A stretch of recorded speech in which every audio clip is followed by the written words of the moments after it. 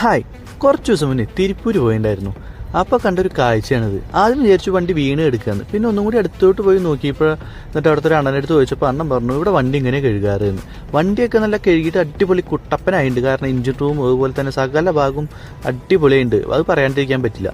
എന്നാൽ ഈ കഴുകാനായിട്ട് ഇങ്ങനെ ഇടുമ്പോൾ വണ്ടിയുടെ സൈഡിൽ വേറെ ടയേഴ്സോ അല്ലെങ്കിൽ വേറെ എന്തെങ്കിലുമൊക്കെ തുണിയൊക്കെ ഇടും വിചാരിച്ചു. അവിടെ ഒന്നും ഇട്ടിട്ടോ കാര്യങ്ങളൊന്നുമില്ല. അപ്പോൾ ഞാൻ എൻ്റെ അടുത്ത് ചോദിച്ചു അണ്ണ ഇവിടെ വണ്ടിയൊക്കെ ഇങ്ങനെ തന്നെയാണോ കഴുകാറ് ചോദിച്ചു. എല്ലാ ടൂ വീലറും ഇങ്ങനെ തന്നെ തമ്പി കഴുകാറ് എന്നൊക്കെ പറഞ്ഞു അണ്ണൻ. എന്നിട്ട് അണ്ണൻ്റെ പണി തുടങ്ങി. വണ്ടി അടിപൊളിയായിട്ടുണ്ടായിരുന്നു.